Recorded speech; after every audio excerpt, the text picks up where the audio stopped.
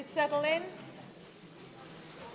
So for the next hour, Dr. Levy will continue to present on a topic, a different topic this time, a vitamin C and infection, the ultimate antibiotic. So I'm sure more thought-provoking discussion following. Welcome. Howdy. I first want to say something really quickly about the added iron and the metallic iron filings. Even after I did the little video that you'll take a look at on YouTube and I saw the iron filings there, I still had myself finding it hard to believe that anybody in their right mind at some point in time of preparing the cereal would deliberately add iron filings to the preparation. And about 5 years after I made that video, I got an email from a lady in Australia. And she was thanking me for doing this, that, or the other. She said, oh, by the way, I saw your video on iron filings in cereal. And she said, I used to work at a cereal factory, and the last thing that they would do would be add a cup of iron filings directly to the cereal, and then you could almost hear the Australian accent because she said, and yes-sirree, plain old iron filings it was. So, all right. Now going on to a subject near and dear to my heart, vitamin C. Again, we have the PubMed thing. Now, a doctor by the name of Dr. Frederick Klenner, starting in the late 30s, shortly after vitamin C was discovered by Dr. Albert St. George, for which he received a Nobel Prize. I have no idea what caused Dr. Klenner to do what he did, but somewhere in the recesses of his quite brilliant mind, it came to him to start using vitamin C to treat infectious diseases. And he had some pretty phenomenal results. So I'm going to proceed here to just give you a concise history of what vitamin C has already been proven to do, not speculated to do, proven to do in the literature, hidden in plain sight, okay? And then I'm going to go from test tube to animal to clinical study. So what has vitamin C already been proven to do? It's already been proven to inactivate or kill, just depends on whether you want to call a virus a living organism, because it's not really. So inactivate or kill all viruses against which it's been tested, okay? This includes the polio virus, the herpes virus, the vaccinia virus, like for smallpox vaccination, some exotic viruses, tobacco mosaic, and again, these are all references that you can go straight to if you want to take a look at the original work. Bacteriophage viruses, these are viruses that inhabit another cell, and enterovirus, influenza virus, okay? Rabies virus. Very, very effective. Basically, there's no virus boogeyman out there. What do they do in Hollywood? Whenever they want to come up with a scare flick, they come up with the killer virus disease. Okay? And they finally discovered the vaccine. And that's the end of the movie. So, now that was in the test tube. Now, I always have to compose myself for this part because when I first ran across this, I actually just started crying. It's very clear in the literature that in the middle of a polio epidemic, using injectable vitamin C, either intravenous or intramuscular, that Dr. Klenner cured 50 out of 50 babies and small children with polio. 57 out of 60 were cured in 3 days. The other 3 required 2 more days. And at least 50% of them were proven by spinal tap. Okay, because it's just like curing cancer. They basically say if you cure cancer, well, then you didn't really have cancer to begin with. It was misdiagnosed. So same thing with this. Well, you didn't really have polio. You just had some little virus that passed its way on through your system. But when you think of all the kids and babies and adults that survived their polio that are on crutches today, think of this study. Now, other researchers also showed that when you pushed oral doses very high, you could also get not only the curing of polio, but all acute viral syndromes. Now, it's been documented very clearly along the same time frame to cure acute hepatitis. The word acute, remember, okay? Chronic hepatitis, it can help a lot, sometimes can cure, but nowhere near with the reliability that an acute viral syndrome, okay? Acute viral syndromes and chronic infections of viral syndromes are 2 different animals, pathophysiologically speaking.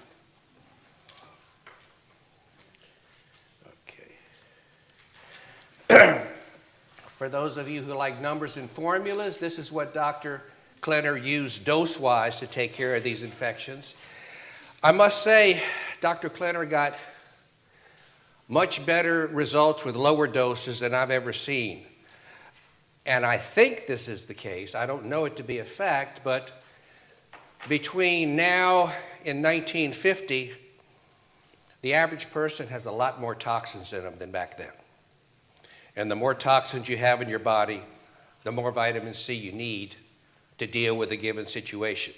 Because toxins are pro-oxidant. Vitamin C is antioxidant. And once you get that oxidation level high and the reduction or normal level of antioxidants low, you have to fight that much harder to get control of a disease with an antioxidant therapy. Now, I always found this fascinating. On at least all of the cases that he reported on, I have no way of knowing, obviously, who he treated and might not have had success with, but Dr. Klenner also reported on quite a number of patients who had acute encephalitis, viral encephalitis, and they slipped into a coma.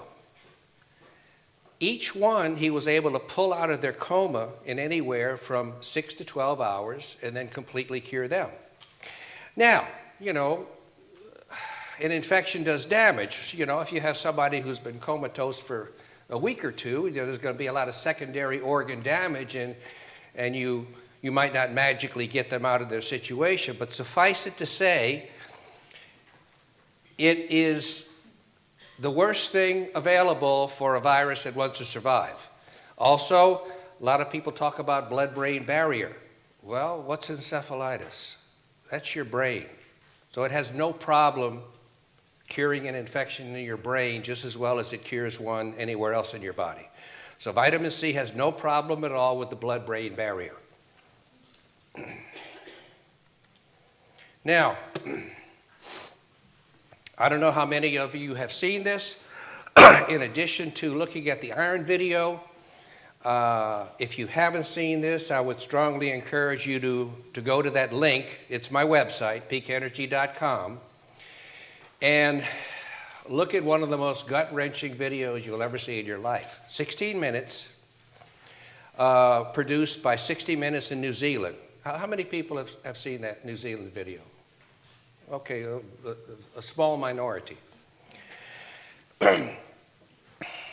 Back in 2010, I got an email from a member of this family. And they said, you know, our dad's in a coma, and they're getting ready to pull life support. Said, do you think we should give him high-dose vitamin C, 50 grams? Well, I tried not to be flippant, and I said, sure. And I had no idea it would actually get done.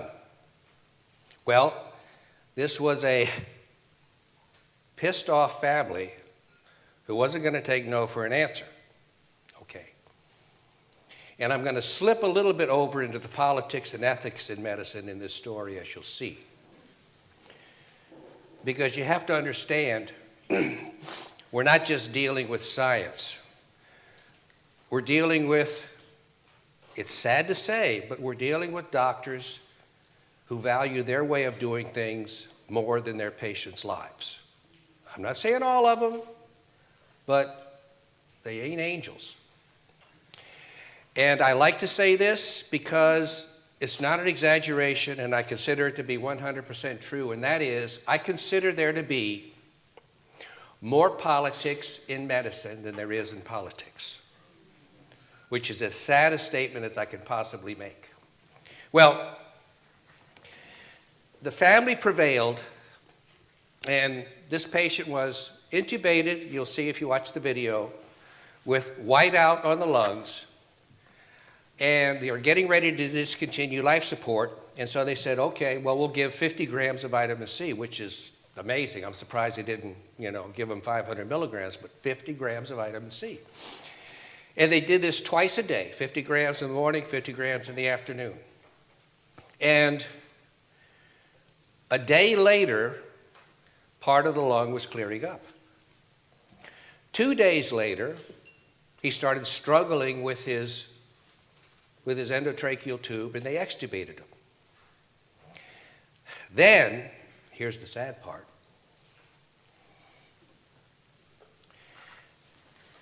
Without telling anybody, one of the doctors in charge decreased the vitamin C from 50 grams twice a day to 1 gram twice a day. What could possibly be the reason for that, logically? If the vitamin C is felt to be worthless, you stop it. If it's felt to be beneficial, you continue it.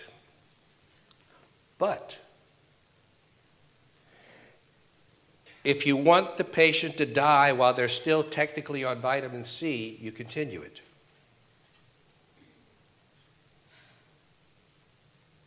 I mean, those doctors should be in jail for life.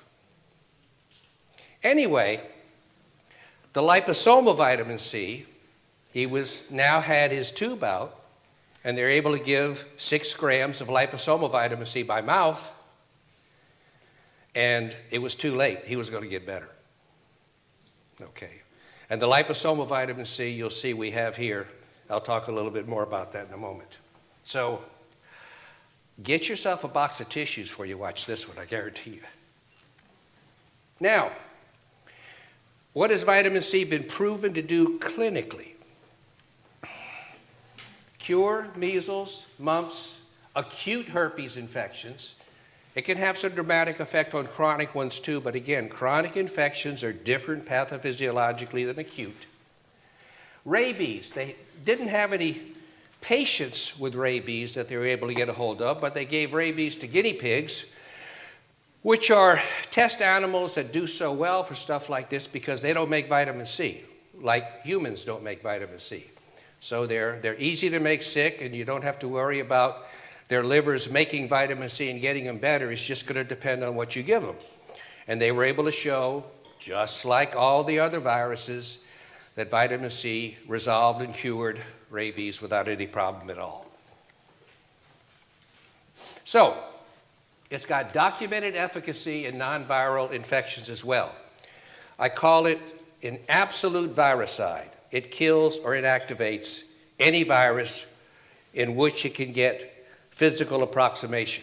And I believe that's the problem with chronic infections, is they get deep enough into tissues and cellular subcompartments that the vitamin C doesn't have the access to as an infection that's in the blood or extracellular fluid. I mean, vitamin C is not magic. Nothing's magic. I mean, so if you want something to have an effect on something else, they got to get together. You know, you can't have sex from across the room. Okay. So, it's an absolute viricide. It's often bactericidal, not 100%. It's almost always bacteriostatic, which means stop the bacteria from replicating but not actively kill it. And it's always strongly supportive of an optimal immune system. So 19 different ways at least I documented in my first book that vitamin C supports and strengthens the immune system. So all you have to do really is slow down an infection, and if your immune system is kicking up into high gear, you have no problem resolving it. It's even been documented in very small doses, I might add, to be effective against malaria. These other things it's effective against, but anytime you're treating an infection, the rapidity with which you're going to get a positive response depends on how quickly the pathogen replicates. If it replicates rapidly, you get a rapid effect. If it replicates slowly, like leprosy or tuberculosis, you can get a positive effect, but you're not going to see it in a couple days.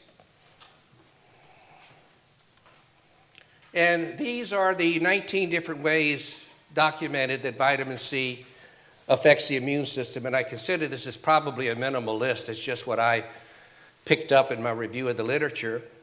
It increases interferon production. It enhances phagocytic function. It selectively concentrates in the white blood cells.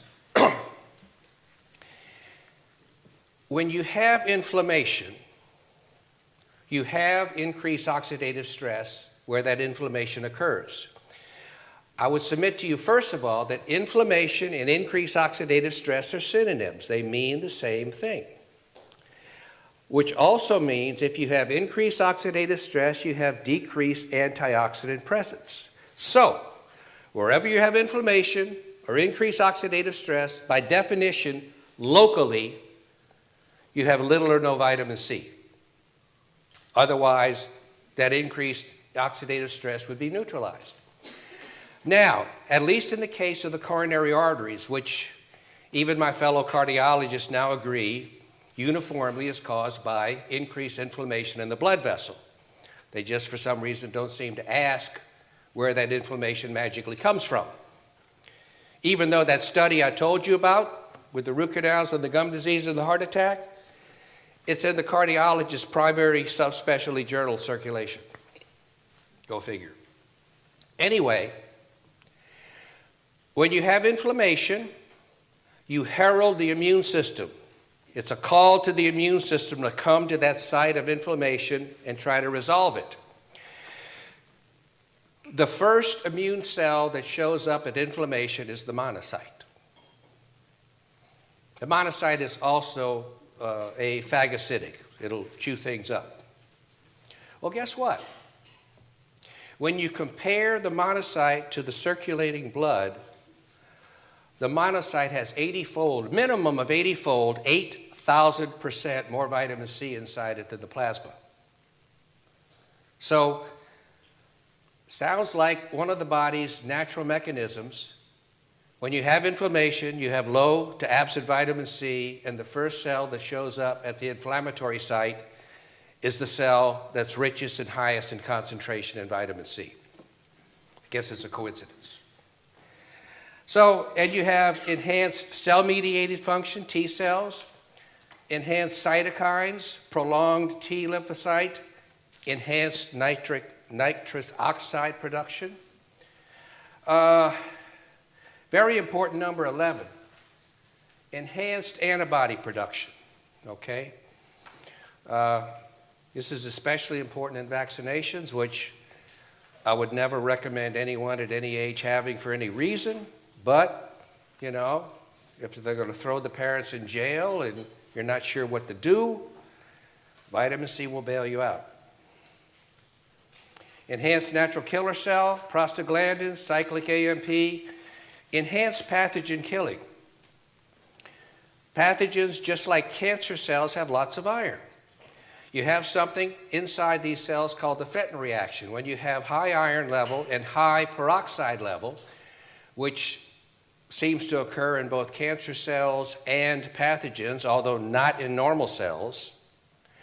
The vitamin C comes in, reduces the ferric to ferrous, and then the ferrous donates the electron that was originally contributed to the ferric to peroxide, which then makes hydroxyl radical, which is the most oxidizing agent known to science. It's incapable of migrating or going anywhere else because it's so oxidizing, it immediately oxidizes whatever it's adjacent to the moment it's formed. And this is how chemotherapy kills cancer cells. Trouble is, chemotherapy does it to all the cells of the body and not just the cancer cells, okay? All right. So, now, as amazing as all that work on vitamin C and infections is, and I think it's reasonable to agree it's pretty amazing,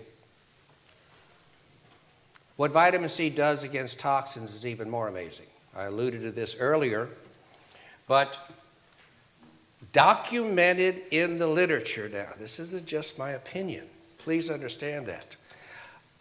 All this stuff I'm telling you is in the literature, some of it in some of the most prominent journals like Lancet, New England Journal, and other more obscure journals.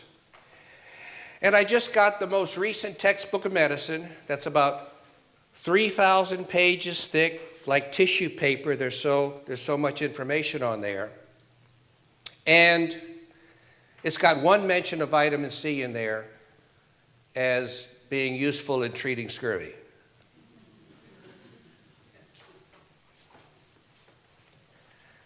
So, what has it been documented to do with regard to toxins? It's been documented to neutralize the toxicity of any heavy metal you can imagine. Lead, chromium, arsenic, cadmium, nickel, vanadium. It's neutralized every venom against which it's been used. And also for toxic mushrooms, neutralizes alcohol. If you have access to an IV or a lot of liposome encapsulated vitamin C and you overdo it one night and your friend has everything there, you can dose up in an hour and be ready to pass your breathalyzer by the time you go home. But I'm not advising that. Barbiturates. This toxic mushrooms is an interesting one. One of the most toxic toxins on the planet is the toxicity of the Amanita phalloides mushroom. Causes severe liver damage and usually kills you in a few days. Well, this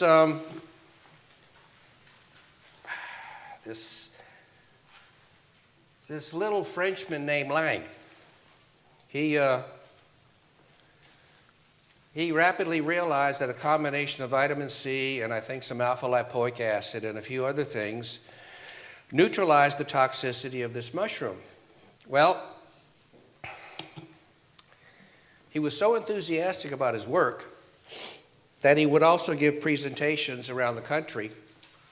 And as part of his presentation, he would ingest 3 times the lethal amount of mushrooms on stage and then take his potion. I'm not that bold. There's always contingencies you don't know about. But I don't think he ever killed himself doing that or doing any liver damage, so for him it was a dramatic demonstration. Pesticides.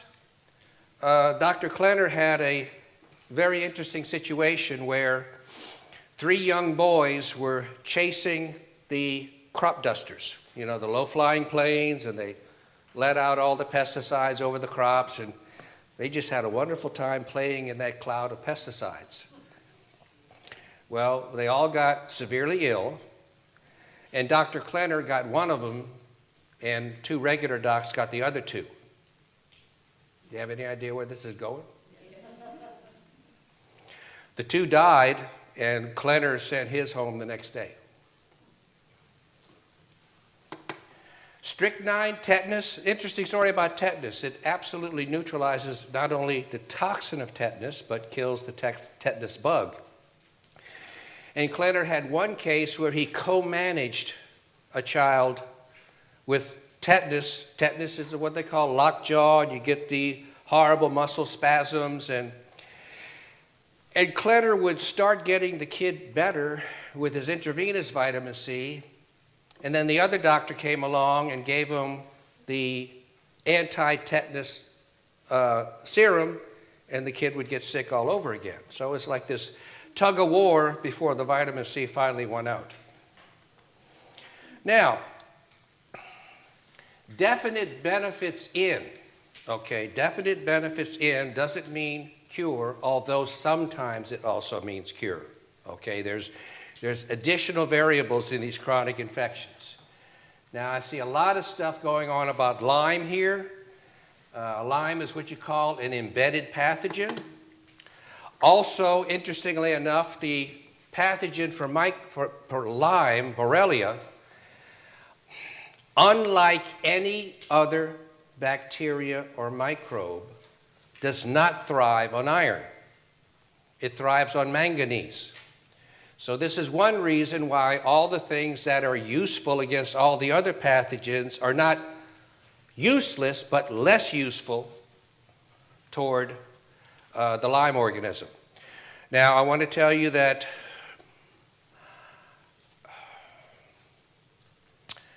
I gave a presentation about 5 years ago to a group in Tennessee, and I had no idea who was listening to me at the time, but later on, about 6 months later, the nurse that I had been working with to set up the talk said, "I think you'd be interested in what happened with this patient, Dr. Levy." I said, "Well, please tell me." Said, "Well, she has Lyme. It's documented by tests. She's been miserable for I don't know how many years." And I don't remember exactly what I said, but she decided at whatever the cost was, she was going to get 100 grams of vitamin C every day. And she convinced the people at this little clinic where the nurse was to do that for her. And the amazing part about this was she either had it daily or 5 days a week. I'm not, so don't want to be particular about that point. But after 20 infusions, she didn't feel the slightest bit better. But she was determined to continue. You know, which they were sort of reluctant to do because she was paying a lot of money and not getting better. But anyway, they agreed. And after she had the next 2 infusions, the 22nd infusion, and I got the email still, the nurse said it was like a switch had been flipped. She went from feeling awful to feeling perfect. And she continued the IV vitamin C for another week, just to make sure, which was another thing I talked about. When you have an infection and you get a clinical resolution with vitamin C, don't stop. Continue for at least several days at the same high dose it took to get clinical resolution. And I passed this information along to a doc who was dealing with a high volume of Lyme patients, and he said he got the same result in 15 more, which was practically no response for 3 weeks and then resolution. We've since modified this so that we give, I say we, myself and Dr. Honeyhackey of the Reardon Clinic in Wichita, Kansas, I'm a consultant to them, and we put together a protocol giving these large doses of intravenous vitamin C over a 2-week period and combining it with ozone therapy and ultraviolet irradiation of the blood. And we haven't done it enough so that I can give you statistics, but I can tell you it appears to be very, very effective as well. So,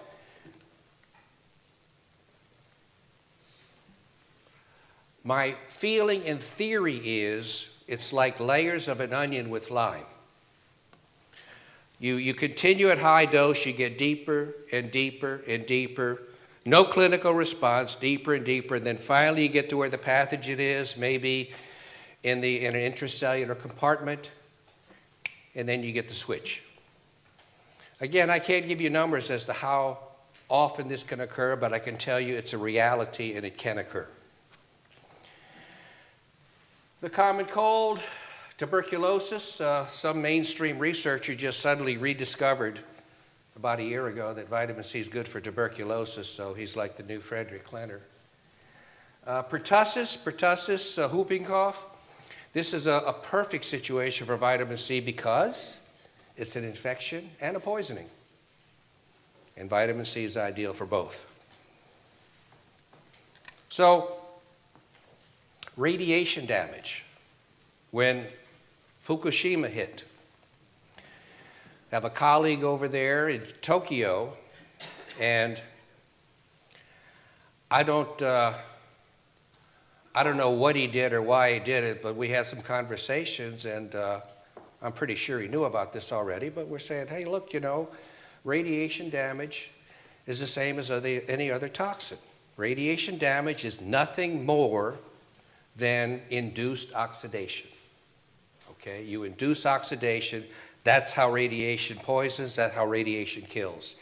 And he put together a protocol and got some of the workers from the Fukushima plant and had very good results, was able to show that certain parameters that increased your likelihood to have cancer were dramatically reduced in the patients that received his therapy. So,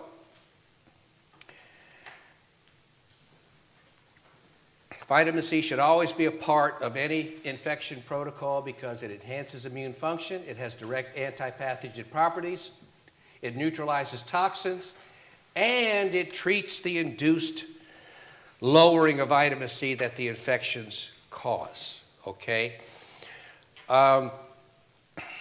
One angle, and it still hasn't been used enough, and I say angle because that's what we have to do. We have to be devious. One angle is, to the best that you can influence your other healthcare practitioners that treat patients like this, is say, especially with a patient in the ICU or the CCU, but especially the ICU, have you checked their vitamin C level? It's a legitimate blood test, vitamin C level. And then when it comes back incredibly low, giving vitamin C is not some exotic treatment. Vitamin C, you're just treating a deficiency of vitamin C that's been documented on the blood, and you continue treating that patient with vitamin C until their level gets normal, which will never occur until their infection resolves. So, food for thought. Now, we saw this earlier, so I'm not going to dwell on it. The prominent promoters of chronic disease, infections, outside toxins, iron and calcium, dietary and hormone imbalance. And these are the same principles we talked about earlier. So, now, more specifically on a vitamin C protocol. So what is the primary aim of any vitamin C protocol? Okay, it's to try to get total tissue saturation with ascorbate. Ascorbate is, of course, the chemical word for vitamin C. Most of the time, with most infections, one form of vitamin C pushed to a maximal dose will give you the result that you want. But if it doesn't, don't give up on the vitamin C yet until you've given all the forms in maximal dosage. We'll talk about that in a moment. What are the factors for the moment that we'll talk about in giving vitamin C, and in this particular case, for the most part, in giving intravenous vitamin C? Dose, route, rate, frequency, duration, type, the other things you're giving it with, safety, and the overall protocol. All of these things factor in, and you don't need to worry about all of these factors all of the time, but they become important when you have the patient that's not getting or demonstrating the clinical response that you want. So dose. Dose is the number one factor, okay? Like real estate is location, location, and location. The most important factor of vitamin C is dose, dose, and dose. And I'll take it a step further. The most important ingredient, 3 ingredients in French cooking: butter, butter, and butter. Okay. So, if you used a little, don't give up until you've used a lot. Root and form. Intravenous is wonderful. We now have liposome encapsulated, which I'll tell you in a moment, has its place where it's even superior to IV. I don't favor giving one over the other if you have access to both. Take both. Now, this is, Dr. Kletter gave a lot of intramuscular, and I put this in there. You can read it at some point in time because it's not used a lot, but the intramuscular is very, very good, okay? And it has release characteristics that keep it in the body a whole lot longer than the intravenous. And in fact, it was intramuscular, especially with the tiny infants, that Dr. Kletter used to completely cure polio in 3 days. So this is an extremely useful, but even among the quote-unquote, I hate this word, alternative docs, integrative docs, complementary docs that use vitamin C aren't aware of the intramuscular option. Now here's the oral liposome encapsulated. This deserves a lot more discussion, but I'm going to be quick as I must be. It's got almost complete absorption. Now, a liposome is in every sense of the word an artificial cell. The phosphatidylcholine forms a bilayer around the payload, which is identical to the composition of the cell wall of the cells in your body. And in fact, the body uses many liposome-like substances to communicate from one area of the body remotely to another cell in another area of the body. So it's mimicking something that's very natural. So anyway, you get them small enough, they encapsulate, they don't affect the stomach doesn't affect them, so there's no interaction or degradation. They get almost 100% absorbed, and because they're fatty particles, they don't go into the portal circulation and get broken down by the liver. They go directly into the ileals, which is the capillary equivalent of the blood system, and into the lymphatics. And then remember what I said about monocytes and vitamin C? The immune cells suck up this vitamin C. These liposomes can either pass directly into the cell or they merge with the outer side of the cell and by what's called reverse pinocytosis become part of the cell wall and release their contents inside. And most importantly, they do this, even though you start orally, they do this without the consumption of energy. So you get vitamin C from your mouth to the inside of your cell, in the cytoplasm, in the endoplasmic reticulum, without the consumption of energy. When you take it intravenously, you need to consume energy to get it into the cell, because it's unencapsulated into the blood and it requires an active transport mechanism to get inside. So you're robbing Peter to pay Paul. I mean, mind you, high-dose intravenous vitamin C has done miracles. I'm not putting it down, but I'm just telling you this is why a substantially lower dose of oral liposome encapsulated vitamin C can have equivalent to superior effects to a much higher dose of intravenous vitamin C for certain acute infections, especially viral.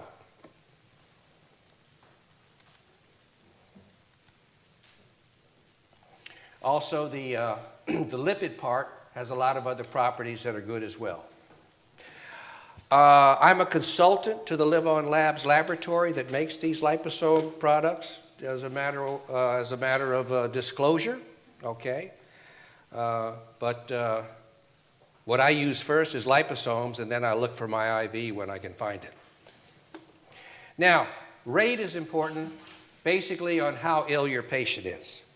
You know, you can be more leisurely, but Kletter had this interesting scenario. where he had, in a cyanotic, acutely poisoned patient who felt he was dying, Klenner wrote 12 grams of vitamin C was quickly pulled into a 50 cc syringe and with a 20 gauge needle was given intravenously as fast as the plunger could be pushed.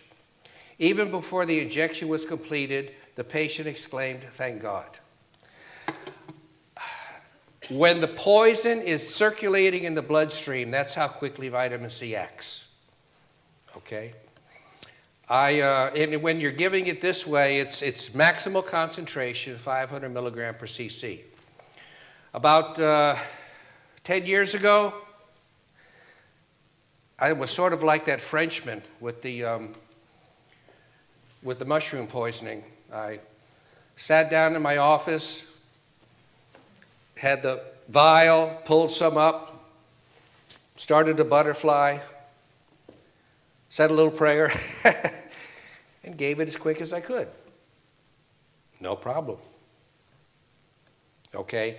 So a lot of times you'll see stuff about concentration, this, that, or the other. You can never have it too concentrated because that's the maximal concentration. There are optimal concentrations to give intravenously. The only thing you have to worry about is being too dilute. If things are too dilute, you should put it in sterile water. And if you don't put enough in sterile water and the osmolarity is very low, you can induce red blood cell hemolysis and stuff like that. Still nothing fatal, but nothing desirable either. So now another thing very important about discovered this sort of serendipitously is we would, a couple friends and I at the clinic I had about 10 years ago, we'd work out a lot. We'd give ourselves a lot of IVs, and man, it really supercharges the workout, let me tell you. And I was lifting weights I didn't think I have the capacity to lift, but that's another story. Anyway, we were always getting impatient. You know, you start the IV, it's got 50 grams in it, and, you know, why sit around for 90 minutes when you can do it in 20 minutes?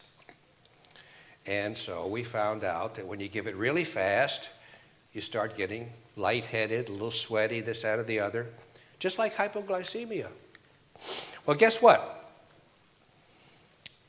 Glucose is very, very similar to vitamin C. In fact, that's the 4-enzyme stage in animals that we're deficient on the enzymes in that converts glucose to vitamin C. So they're chemically close to identical molecules. So when you give a large dose of vitamin C really quickly, your body thinks it just got a big load of glucose. And your insulin secretes, and your pancreas secretes a lot of insulin to deal with that supposed load of glucose. Well, this is also desirable because they have a therapy out there for cancer patients and other things called insulin potentiation therapy, where they deliberately give you 10, 20, 25 units of insulin to drive your blood sugar way down, which supposedly increases the permeability of the cells, and they can use 10% of the dose of chemotherapy drugs and have less toxicity. Well, how much better is it to induce this with your own insulin, and circulating in your blood at the same time is a large amount of vitamin C, which can then preferentially get pushed into the cells instead of glucose. So this is a good way to supercharge a vitamin C administration. You just need to make sure the patient understands, you know, if you get a little sweaty, feel a little bad, it's working, but obviously if you feel too bad, let us know. We'll give you some glucose and bring you out of it. And we documented with blood testing that we were able to push the blood sugar down to as low as 20 and keep it there for 15, 20, 30 minutes, okay? It's sort of an old wives' tale or an old husband's tale that low blood sugars reliably kill brain cells. They don't. They have a lot of studies showing they may push people with schizophrenia into comas with insulin, and had some success back in the day in the 30s and the 40s. But if you push somebody hypoglycemic and you have a large amount of vitamin C circulating and going into the cell instead, you have what I call a protected hypoglycemia. Frequency, that just depends clinically. I mean, if you have an acutely infected patient and you didn't get the response you wanted with the first infusion, give more and have a shorter interval until you get the response. It's unlike just about anything else. If you don't get the response you want, give it more and give it more rapidly and give it more frequently. Duration, I mentioned this, never stop after you get resolution. I got more stories, but I got to get through this stuff. Type. All of it is the ascorbic anion, but you have ascorbic acid, hydrogen, sodium ascorbate, calcium ascorbate, no. Magnesium, potassium. Potassium, no, too, because potassium's good for you, but it can kill you very easily if you take too much, okay? So better to avoid the potassium. Manganese, zinc, molybdenum, and chromium. These are all good forms, but they make the vitamin C needlessly expensive, and you can't really megadose it because you're megadosing minerals, which you shouldn't do, except for magnesium. I mean, take as much magnesium as you possibly can. Also, a little myth here, sodium ascorbate. People worry about high blood pressure, heart disease, volume expansion, and they say they're on a low sodium diet, okay? If you go to those articles that are cited, you'll see it should be stated you need to be on a low sodium chloride diet. Sodium ascorbate, sodium bicarbonate, sodium, any other anion does not have the effect on blood volume that sodium chloride has. So an important differentiation, meaning, you know, you can take 50 grams intravenously of sodium ascorbate and you're not going to have volume overload problems because of the sodium. Whereas if you took a large amount of sodium chloride, you would.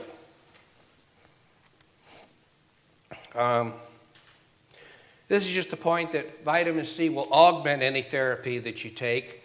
Somewhere along the line, I think the oncologists were just listening a little bit, and they heard me or somebody else talking about vitamin C and saying vitamin C is an antitoxin and chemotherapy is a toxin. And so they said, oh, don't give vitamin C with chemotherapy, it's going to neutralize the chemotherapy. Well, they're right. If you give them at the same time and they're in their blood at the same time, the vitamin C will neutralize the chemotherapy.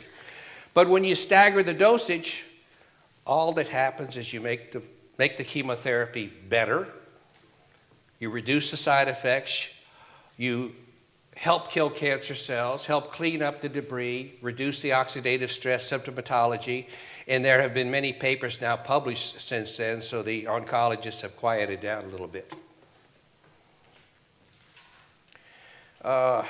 Okay.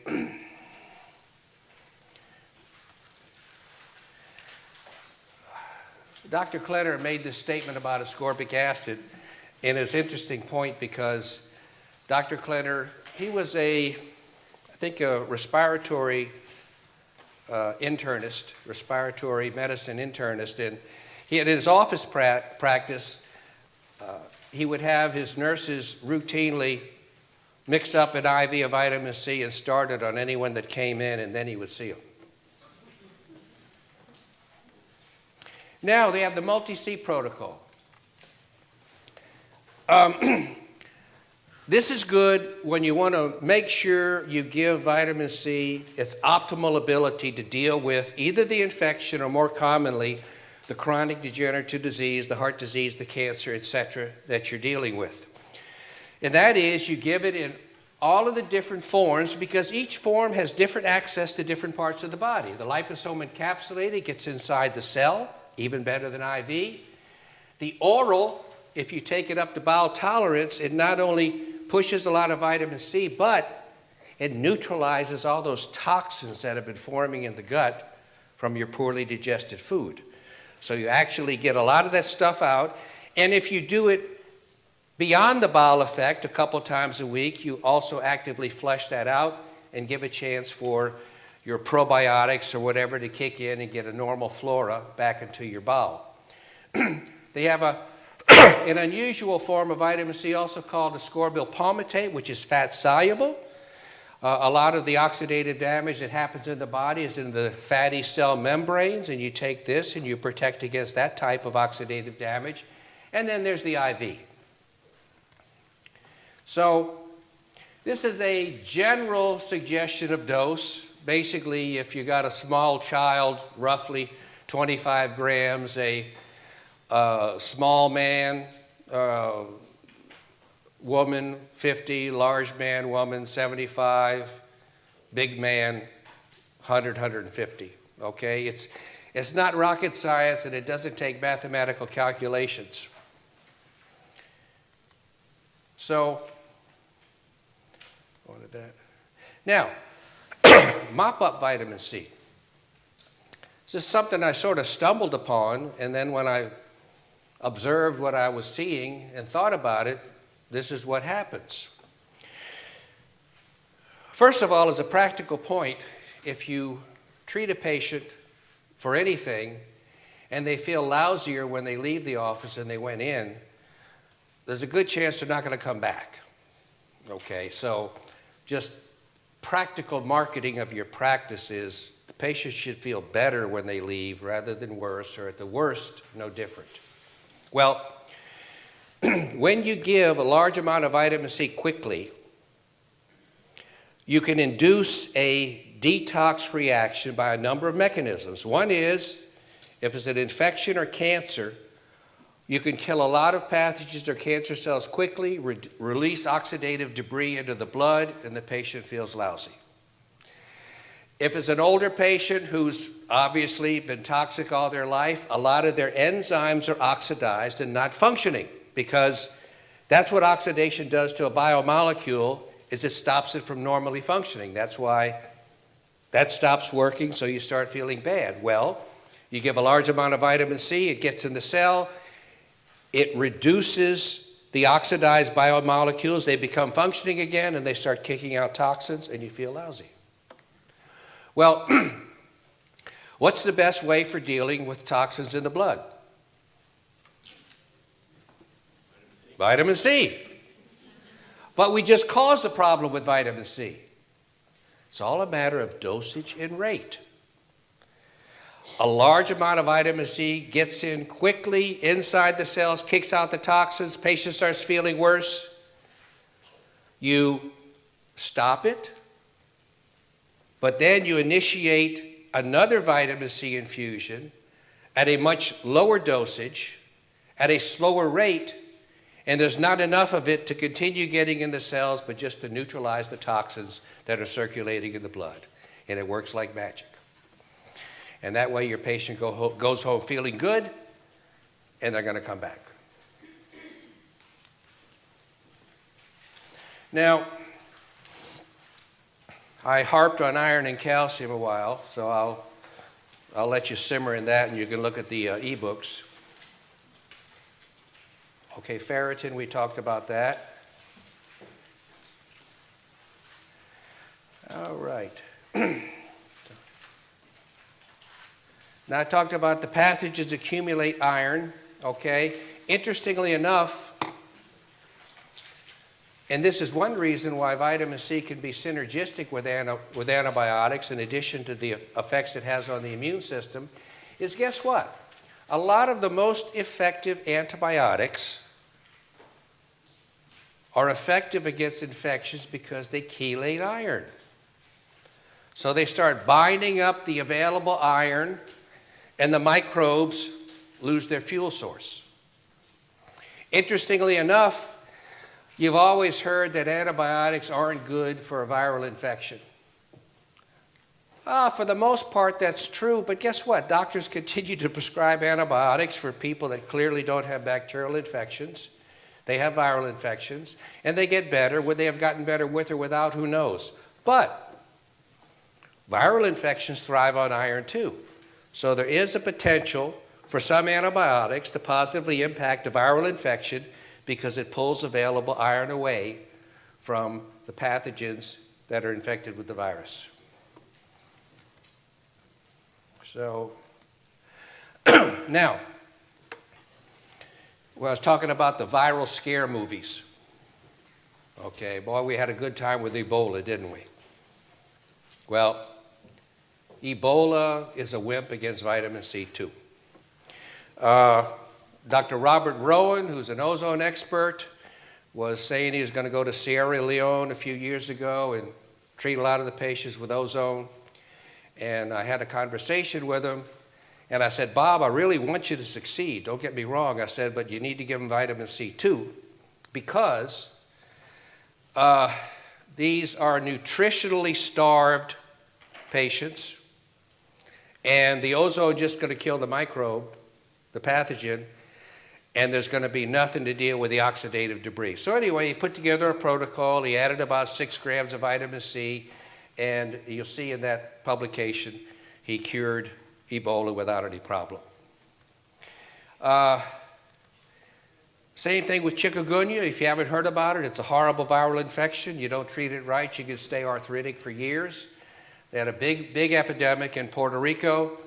IV vitamin C, no problema. Also a little bit of hydrogen peroxide. Zika, same thing, easily cured with vitamin C. You know, you're not going to hear about these studies. I can't tell you why. If you haven't figured it out by now, read Primal Panacea and you'll see why. So I don't know that there's any viral syndrome that vitamin C can't resolve, but I don't know of one that's been discovered yet. Nutrition is very important. That should be obvious to everyone here. So, basic core multi-protocol. I talked about the big 4 supplements. Those are important. Also, when you're dealing with these epidemics, this is not a practical point for you, but well, if you're going to go and treat some of these Ebola patients in Africa, you need to give the healthcare workers who are still, quote unquote, well, the same protocol you're giving the patients. And then you won't have any problem with healthcare workers getting the infection and dropping dead. So finally, on vaccinations, there's a protocol. You give a lot of vitamin C before, the day of, and afterwards, and it increases the antibody response, although I'm not sure how effective vaccinations are anyway, but it increases the antibody response and completely neutralizes the side effects. I'm not sure it'd be possible to get autism from a vaccination if you were taking vitamin C for a full 10-day to 2-week period before, during, and after with the vaccination ensconced right in between. So, and this is an article I wrote on it. You can't click on it. You'll have to type out the whole thing there, and you'll see the article I wrote on that. Okay, so, oh, finally, sepsis. We now have mainstream literature that shows small amounts of vitamin C, maybe 15 grams a day, will take a sepsis death rate from 40% down to 1%. This is now in the literature, okay? Now you can dangle this in front of the docs. Okay, that's another study that comes out with the same result. And I would submit to you, with this literature out there, it's high time we call a spade and tell doctors they're malpracticing if they don't use vitamin C. It's in the literature. It's up to them with due diligence to figure out what's going on. Now, last slide. I like this. In the words of Mark Twain, whenever you find yourself on the side of the majority, it is time to pause and reflect. Then he said, it ain't what you don't know that gets you into trouble, it's what you know for sure that just ain't so. Education consists mainly of what we have unlearned. And then finally, don't let schooling interfere with your education. Thank you.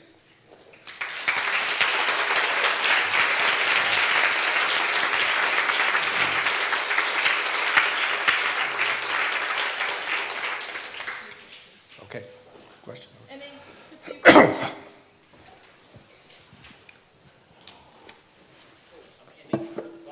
Speak loud.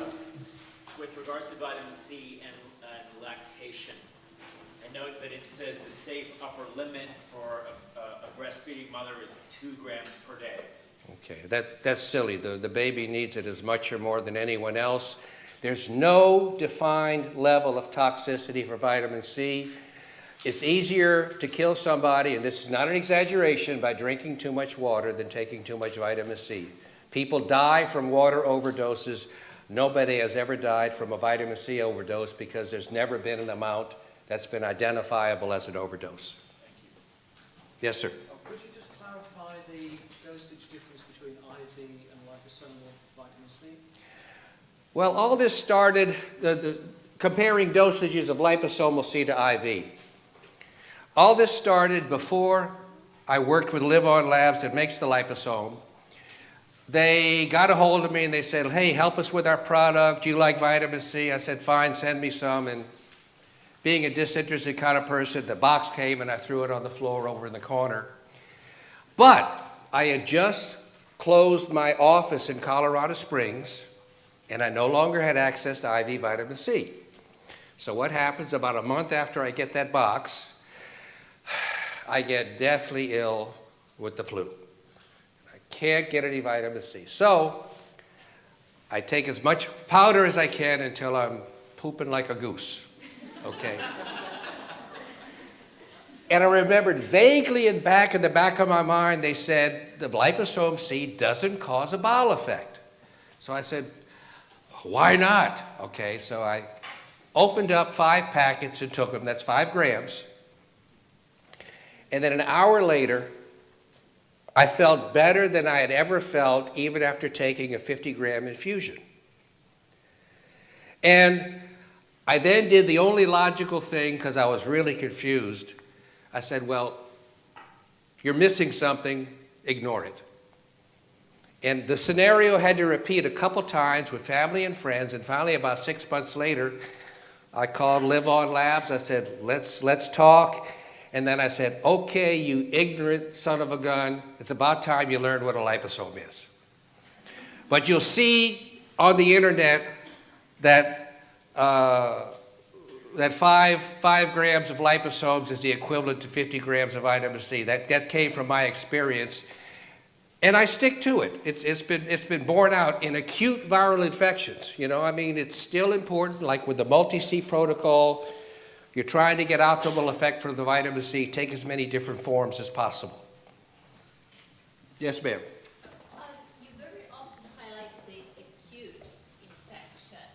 How would your protocol would differ if we are talking about chronic viral infection? You know, everybody's different. I mean, I can give you good generalizations on how things work in acutely ill patients. Chronically ill patients, they have different variety of chronic infections, they have different background diseases, they have different oxidative stress loads. So it's just not a uniform response. But the basic principle of pushing the C high and keeping it high, even if you don't resolve the infectious disease or you don't resolve the chronic degenerative disease, I guarantee you the patient's going to feel better.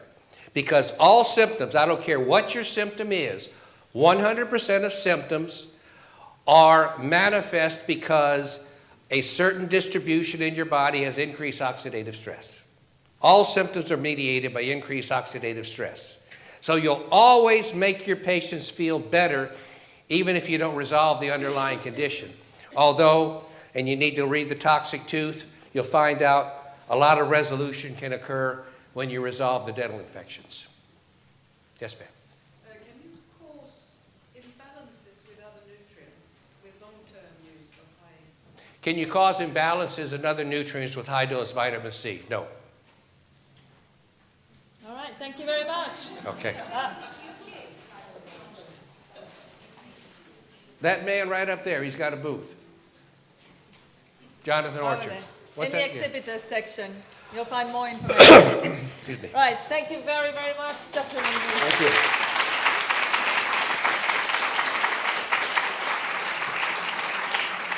So 1 hour for lunch break, and after that we'll have our keynote speaker, Professor Stig Bengt-Mark. So please be back for 1:30 sharp, and we'll start then. Thank you.